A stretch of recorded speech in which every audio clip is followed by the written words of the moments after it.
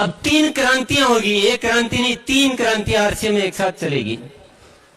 अभी नए युग की शुरुआत होने वाली है। तैयार है सुनने के लिए? यस। सबसे पहली क्रांति होगी जिसका नाम है, ये जो 2026 का वर्ष है, ये आरसीएम में स्वास्थ्य क्रांति वर्ष के रूप में मनाया जाएगा।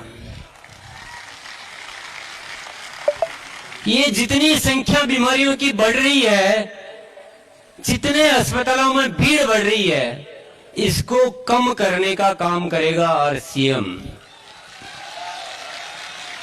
आप सोच रहे हो कि अभी तक जो हो रहा है वही तो हो रहा है।